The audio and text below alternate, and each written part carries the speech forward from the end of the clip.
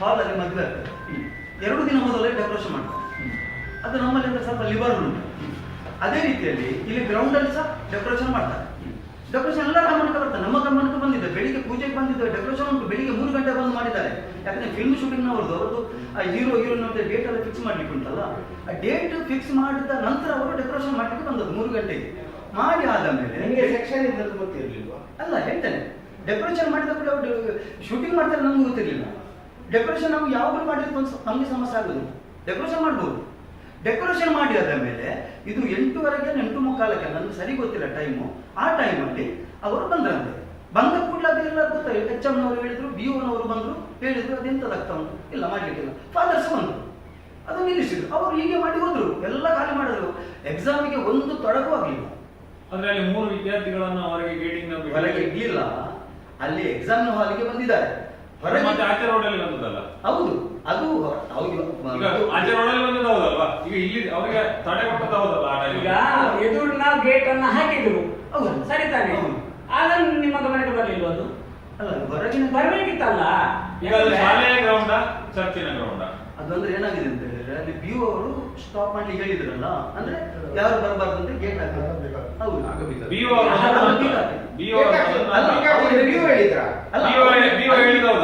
ಬಂದ್ರಲ್ಲ, BO ಮಕ್ಕಳನ್ನು ಬಿಡಬೇಡಿ ಅಂತ ಹೇಳಿದ್ರ? ಇಲ್ಲ ಇಲ್ಲ, ಅದು ಹೇಳಿಕ್ಕೆ ಸಾಧ್ಯ ಇಲ್ಲ, ಅವರೇ ಹೇಳಿದ್ರು. BO ಬಂದಾದ್ಮೇಲೆ ನಿಲ್ಲಿಸ್ಬೇಕಂತ HM ಮತ್ತೆ ಫಾದರ್ ಬಂದ್ರು. ಅಲ್ಲಿ ಫಾದರ್ ಬಂದು ನಿಲ್ಲಿಸ್ಬೇಕಂತ ಹೇಳಿದ್ರು. ಎಲ್ಲರೂ ಕಳಿಸಿದ್ರು, ಮತ್ತೆ ಅವ್ರು ಒಳಗೆ ಬರ್ಬಾರ್ದು, ಅದಕ್ಕೆ ಬೀಗ ಹಾಕಿದ್ರು. ಮತ್ತೆ 3 ಸ್ಟೂಡೆಂಟ್ ಬರ್ಲಿಕ್ಕೆ ದಾರಿ ಇಲ್ಲ ಅಂತ ಹೇಳಿ ನಾವು ಹೊರಗಿಂದ ಬಂದು ನಮಗೆ ಅದರ ಸುದ್ದಿ ಮಾಹಿತಿ ಇಲ್ಲ. ಅಲ್ಲ, ಅದು ಆ ಸಮಸ್ಯೆ ಅದು ಯಾಕೆ?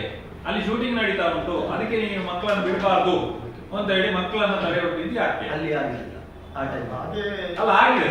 ಅದಕ್ಕೆ ನಮಗೆ ಪೇರೆಂಟ್ಸ್ ನಮಗೆ ದೂರ ಮಾಡಿದ್ದಾರೆ, ನಮಗೆ ಬರಲಿಕ್ಕೆ ಆಗಿಲ್ಲ ಸರ್, ಎಕ್ಸಾಮ್ ಮಕ್ಕಳನ್ನ ನಾವು ಸುತ್ತುವಳಿಸಿ ಹೋಗ್ಬೇಕಾಯ್ತು ಅಂತ ನಮಗೆ ದೂರ ಮಾಡಿದ್ದಾರೆ. ಅಲ್ಲಿಯ ಶಾಲೆಯ ಮಕ್ಕಳಲ್ಲ, ಅಲ್ಲಿಯ ಏನಾಗಿದೆ ಅಂತ ಹೇಳಿದ್ರೆ, ಅಲ್ಲಿಯವರಾದ್ರೆ ಅದೇ ಶಾಲೆಯಲ್ಲಿ ಅಲ್ಲ, ಅವರು ಬೇರೆ ಕಡೆ ಶಾಲೆಗೆ ಎಕ್ಸಾಮ್. ಹೌದೌದು, ಸೆಂಟರ್.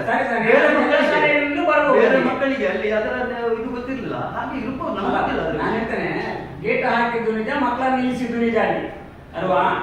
ಯಾಕಂದ್ರೆ ಇದು ಗೊತ್ತಿರಬೇಕಿತ್ತಲ್ಲ ನಿಮಗೆ, ಅಂತ ನಿಮ್ಮ ಕಾರ್ಯವ್ಯಾಪ್ತಿಯಲ್ಲಿ ಬರ್ತದೆ. ಅದು ಒಬ್ಬ ಶೂಟಿಂಗ್ ಮಾಡ್ತಾರೆ, ಶೂಟಿಂಗ್ ಮಾಡುವಾಗ ಅದು SLC ಪರೀಕ್ಷಾ ದಿನ ಮಾಡ್ತಾರೆ ಅಂತ ಹೇಳಿದ್ರೆ ಅದು ನಮಗೆ ಗೊತ್ತಿಲ್ಲ ಅಂತ ಹೇಳಿದ್ರೆ ಏನಲ್ಲ. ಈಗ ಪಾಲನಾ ಸಮಿತಿ ಅದನ್ನೆಲ್ಲ ಎನ್ಕ್ವೈರಿ ಮಾಡ್ಲಿಕ್ಕೆ ಇಲ್ವಾ? ಈಗ ಮೊದಲಿನ ದಿನ ಒಂದು ನಿಮ್ಮ ವ್ಯಾಪ್ತಿಯಲ್ಲಿ ಅಂಗಡಿ ಈಗ ವಿದ್ಯಾರ್ಥಿಗಳಿಗೆ ಅಡಚಣೆ ಅಲ್ಲಿ ಶಾಲೆ ಸೆಂಟರ್ಗೆ ಹೋಗುವಾಗ ಆಗಿರುವುದಂತೂ ಹೌದು, ಆಗಿದೆ. ಅದಕ್ಕೆ ನಮ್ಮಲ್ಲಿ ದಾಖಲೆ ಇದೆ. ನಾವು ದಾಖಲೆ ಇಲ್ಲದೆ ನಾವು ಅದನ್ನು ನ್ಯೂಸ್ ಮಾಡಲಿಲ್ಲ. ನಮ್ಮಲ್ಲಿ ದಾಖಲೆ ಇದೆ. ಬೆಳಿಗ್ಗೆ 3 ಮಕ್ಕಳಿಗೆ ಅಲ್ಲಿ ಏನು ಒಳಗೆ ಬಿಡದೆ ಅವರನ್ನ ಸಂಪೂರ್ಣ ನಿಷೇಧ ಮಾಡಿ HM ಅಲ್ಲಿ ಹೋಗಿ ನೀವು ಕೇಳ್ಕೊಳ್ಳಿ ಅಂತ ಹೇಳುವಲ್ಲಿವರೆ ತಲುಪಿದೆ. ಅದರಿಂದ ನಂತರ BO ಬಂದದ್ದು. ಅದರ ಮೊದಲು BO ಕೂಡ ಬರಲಿಲ್ಲ. BO ಹೇಳಿ ಗೇಟ್ ಹಾಕಿದ್ದು ಕೂಡ ಅಲ್ಲ. BO ಬಂದ ಮೇಲೆ ಗೇಟ್ ಹಾಕಿದ್ದು, BO ಅವರು ಹೇಳಿ ಗೇಟ್ ಹಾಕಿದ್ದು ಈಗ ಹೇಳ್ತೀರಿ ಅಲ್ಲ ಅಂತೇಳಿ. ನಿಮ್ಮಲ್ಲೇ ಗೊಂದಲ ಇದೆ, ಅದನ್ನು ನೀವು ಮೊದಲು ಸರಿ ಮಾಡ್ಕೊಳ್ಳಿ. ಗೊಂದಲ ಅಲ್ಲ, BO ಅವರು ಅಲ್ಲಿ ಇದ್ರು. HM ಹತ್ರ ಕೇಳುದು. ಈಗ HM ಯಾರು? ನನ್ನ ಮಿಸ್ಸಸ್. ನಾನು ಹೇಳ್ತೇನೆ, ಸರಿಯಾಗಿ ಹೇಳ್ತೇನೆ. HM ಹತ್ರ ಕೇಳಿದ್ರು, ಇದು ಎಂತ ಆಗ್ತಾ ಉಂಟು ಅಂತೇಳಿ. ಗೊತ್ತಿಲ್ಲ ಅಂತೇಳಿ ನೋಡುವಾಗ ಶೂಟಿಂಗ್ ನೆಲ್ಲ ಜನ ಬಂದಿದ್ದಾರೆ. ಅಲ್ಲ, HM ಗೊತ್ತಿಲ್ಲ, ಗೊತ್ತಿರ್ಲಿಲ್ಲ, ರೋಸ್ಲಿನ್ ಮೇಡಮ್ ಗೊತ್ತಿರ್ಲಿಲ್ಲ. ಆಮೇಲೆ ಅವರು ಹೋಗಿ ಕೇಳ್ತಾರೆ, ಕೇಳುವಾಗ ಅವ್ರಿಗೆ ಮತ್ತೆ ಗೊತ್ತಾದ ತಕ್ಷಣ ಅವ್ರು ಬಂದು ನಿಲ್ಲಿಸಿದ. ಅವರು ಫಾದರು ಅಲ್ಲ, ನಮಗೆ ಗೊತ್ತಿರುವ ಫಾದರು ಅಲ್ಲ, ಇವರಲ್ಲ, ಇವರು ನಿಲ್ಲಿ ರೋಸ್ಲಿನ್ ಮೇಡಮ್ ಅವರು ಎಕ್ಸಾಮ್ ಆಗ್ತಾ ಇದೆ, ಈಗ ನೀವು ಇಲ್ಲಿ ಮಾಡೋದು ಸರಿಯಲ್ಲ ಅಂತ ಹೇಳಿ ಸ್ಥಗಿತ ಮಾಡಿದ್ದು. ಮತ್ತೆ ಗೊತ್ತಿದ್ದ ಪ್ರಕಾರ ಸರ್, ಅದು ಕೇಳಿದ್ದು ಹೌದು, ಇವರು ಪರ್ಮಿಷನ್ ಕೊಟ್ಟದ್ದು ಹೌದು, ಫಾದರ್ ಹೇಳಿದ್ರು. ಬಟ್ ಅವರು ಅದೇ ದಿವಸ ಬರ್ತಾರೆ ಅಂತ ಅವರು ಹೇಳಿದ್ರು. ಈಗ ಇಂಥ ಡೇಟ್ ನಿಂದ ಇಂಥ ಡೇಟ್ ನ ತನಕ ನಮಗೆ ಶೂಟಿಂಗ್ ಪರ್ಮಿಷನ್ ಬೇಕು ಅಂತ ಕೇಳುದು, ಸರಿ ತಾನೆ? ಅದು ಗೊತ್ತಿರೋದೇ ಇರಲಿಕ್ಕೆ ಸಾಧ್ಯವೇ? ಇಡೀ ದಿವಸ ಮಾಡ್ತೇವೆ ಅಥವಾ ಇಡೀ ವರ್ಷ ಮಾಡ್ತೇವೆ ಅಂತ ಏನ್ ಮಾಡಲ್ಲ. ಒಂದು ದಿವಸ ಒಂದು ಡೇಟ್ ಕೊಟ್ಟಿರ್ತಾರೆ ಅವರು ಕೂಡ, ಅದು ಗೊತ್ತಿರ್ಬೇಕಿತ್ತಲ್ಲ.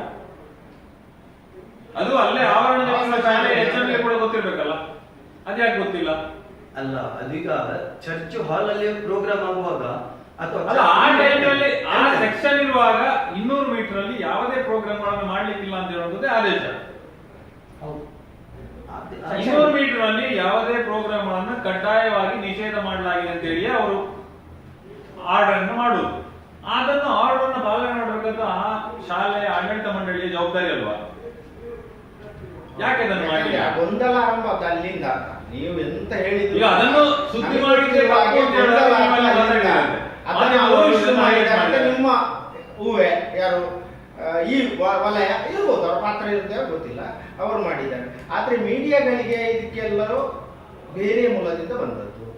ನಮಗೆ ಯಾರು ಆ ಮೂಲದಿಂದ ನನಗಂತೂ ಪರ್ಟಿಕ್ಯುಲರ್ ಆಗಿ ಬಂದಿದ್ದು ಬೇರೆ ಮೂಲದಿಂದ. ನನಗೆ ಮಾಹಿತಿ ಬಂದದ್ದು ಶಾಲೆಯ ಶಾಲೆಯಲ್ಲಿ ಪೋಷಕರಿಂದ ಬಂದದ್ದು. ಸರ್, ನಮ್ಮನ್ನ ಗೇಟ್ ಒಳಗೆ ಬಿಡ್ತಾ ಇಲ್ಲ, ನಾವ್ ಏನ್ ಮಾಡ್ಬೇಕು, ನೀವು DDP ಅವರಿಗೆ ಹೇಳಿ, ನೀವು ಇವ್ರಿಗೆ ಹೇಳಿ ಅಂತ ಹೇಳೋದು ನಾವು ಹೇಳ್ತೇವೆ.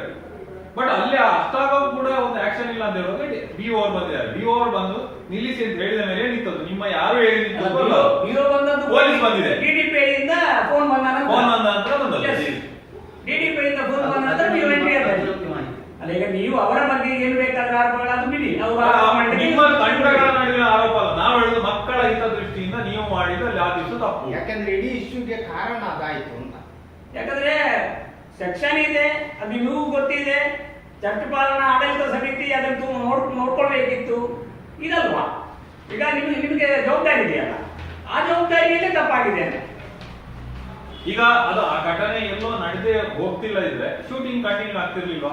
ಇಲ್ಲ, ಅದು ಅದು ಹೇಗೆ ಹೇಳ್ತೀರಿ ನೀವು? ಈಗ ಅಷ್ಟು ತಯಾರಿಯನ್ನ ನಡೆಸಿದವರು ಎಕ್ಸಾಮ್ ಅನ್ನ ನಿಲ್ಲಿಸಿಕ್ಕೆ ಅವ್ರು ಹೇಳಿರ್ತಾರೆ, ಆ ಎಕ್ಸಾಮ್ ಅಲ್ಲಿ ಹೇಳಿದ್ರೆ ನೀವು ನಾವಿಲ್ಲಿ ನಮ್ಮಷ್ಟು ಮಾಡ್ತೇವೆ ಅಂತ ಹೇಳುವಂತ ಪ್ರಕ್ರಿಯೆ ಬರ್ಲಿಕ್ಕಿಲ್ವಾ? ಅದು ತಕ್ಷಣ ನಿಲ್ಲಿಸಿದ. ಅಲ್ಲ, ಅದು ಯಾವಾಗ ಕಂಪ್ಲೇಂಟ್ ಆದ ಮೇಲೆ. ಈಗ ಕಂಪ್ಲೇಂಟೇ ಆಗ್ತಿರ್ಲಿಲ್ಲ, ಒಂದು ವೇಳೆ ಶೂಟಿಂಗ್ ನಡೀತಾ ಇರ್ಲಿಲ್ವಾ? ಶೂಟಿಂಗ್ ನಡೀತಿರ್ಲಿಲ್ಲ. ಶೂಟಿಂಗ್ ಮಾಡ್ಲಿಕ್ಕೆ ನಮ್ಮ ಖಂಡಿತ ಅಲ್ಲಿ ಇದು ಬಿಡ್ತಿರ್ಲಿಲ್ಲ ಯಾರು. ಅಲ್ಲ, ಬಿಡ್ತಿರ್ಲಿಲ್ಲ ಅಂದ್ರೆ ಮತ್ತೆ ಅವ್ರು ಹೇಗೆ ಹೋದ್ರು? ಮತ್ತೆ ಅವ್ರು ಬಂದಿದ್ದಾರೆ, ನಿಲ್ಲಿಸಿದ್ದಾರೆ. ಅದು ದೂರು ಕೊಟ್ಟ ಕಾರಣ BO ಅವರು ಪೊಲೀಸ್ DDP ಅವರಿಂದ ಒತ್ತಡ ಬಂದ ಕಾರಣ ನಿಲ್ಲಿಸಿದ್ದಾರೆ. ಇಲ್ಲ ಇಲ್ಲ, ಅದು ಅವರು ಶೂಟಿಂಗ್ ಮಾಡ್ತಾರೆ. ಅದು ತಪ್ಪದೆ, ನಮಗೂ ಗೊತ್ತು ಅದು ಮಾಹಿತಿ ಏನು ಅಂತ. ಬಟ್ ನಿಮ್ಮ ಒಳಗಿನ ತಂಡದ ಗಲಾಟೆಯನ್ನು ನಾವು ಮಾತಾಡುದಿಲ್ಲ, ಅದು ನಿಮ್ಮ ಒಳಗಿನ. ಬಟ್ SLC ಎಕ್ಸಾಮ್ ಬೇಕಾಗಿಲ್ಲ, ಬೇಕಾಗಿಲ್ಲ. ಅದು ನೀವು ಏನು ಬೇಕಿರೋ ಮಾಡ್ಕೊಳ್ಳಿ, ನಿಮ್ಮ ಲೀಗಲ್ ಒಪಿನಿಯನ್ ನೀವು ಮಾಡ್ಕೊಳ್ಳಿ, ಅದಕ್ಕೆ ನಾವೇನು ಹೇಳುದಿಲ್ಲ. ನಿಮ್ಮ ಪಾಯಿಂಟ್ ಕರೆಕ್ಟ್. ಅದು ನೀವು ಹೇಳಿದ್ದು SLC ಎಕ್ಸಾಮಿನಲ್ಲಿ ಅವೇರ್ನೆಸ್ ಆಯ್ತು. ಇನ್ನು ಮುಂದಕ್ಕೆ ಇಂಥದ್ದು ಏನಾದ್ರೂ ಬಂದ್ರೆ ಈಗ ಶಾಲೆಯ ಗ್ರೌಂಡ್ ಎಲ್ಲಿಯಾದ್ರೂ ಅಲ್ಲ, ಆ ಹೊತ್ತಿಗೆ ಇಡೀ ಸ್ಟೇಟ್ ನಲ್ಲಿ ನಿಮ್ಮ ಮರ್ಯಾದೆ ಹರಾಜಾಗ್ತದೆ. ಒಂದು ಕಪ್ಪು ಚುಕ್ಕೆ ಆಗ್ತಾ ಇತ್ತು ವ್ಯವಸ್ಥೆಗೆ ಅಲ್ವಾ? ಈಗ ನಾವು ಹೇಳ್ತಾ ಇರೋದು, ನೀವು ಇದು ಮಾಡಿದ್ರಿ ಅಂತಲ್ಲ, ನಿಮ್ಮ ಸಂಸ್ಥೆಗೆ ಒಂದು ಕಪ್ಪು ಚುಕ್ಕೆ ಆಗ್ತಿದ್ರು. ಈಗ ಶೂಟಿಂಗ್ 100ಕ್ಕೆ 100 ಕಂಟಿನ್ಯೂ ಆಗ್ತಿತ್ತು. ಕಂಪ್ಲೇಂಟ್ ಆಗದೇ ಇತ್ತು. ಕಂಪ್ಲೇಂಟ್ ಆಗದೇ ಇರ್ತಿದ್ರೆ 100ಕ್ಕೆ 100 ಕಂಟಿನ್ಯೂ ಆಗ್ತಾ ಇತ್ತು. ಎಕ್ಸಾಮ್ ಹಾಲ್ ನಲ್ಲಿರುವ ಮಕ್ಕಳಿಗೂ ಕೂಡ ತೊಂದರೆ ಆಗ್ತಿತ್ತು. ಅಲ್ಲೇ ಅಲ್ವಾ ನಿಮಗೆ ಚರ್ಚಿದ್ದು ಎದುರುಗಡೆ ಅಂತ ಹೇಳ್ಬೋದು, ಇರುವುದು ಶಾಲೆಯ ಪಕ್ಕದಲ್ಲಿ ಅಲ್ವಾ? HM ಒಳ್ಳೆಯವರು ಮಾಡಿದ್ದಾರೆ. HM ನಾನು ಗಮನಿಸಿದಾಗೆ ತಕ್ಷಣ ಹೋಗಿದ್ದಾರೆ. ಒಬ್ಬೆ ಅವರ ಲಿಮಿಟೇಷನ್ ಅಲ್ಲಿ ಎಷ್ಟು ಸಾಧ್ಯ ಇದೆಯಾ ಅಷ್ಟು ಮಾಡಿದ್ದಾರೆ. ಬಟ್ ಪರವಾನಗಿ ಕೊಟ್ಟಂತ ಆಡಳಿತ ಮಂಡಳಿ ಮಾಡಿದಂತ ಎಡವಟ್ಟಿನಿಂದ ಅದಾಗಿದೆ.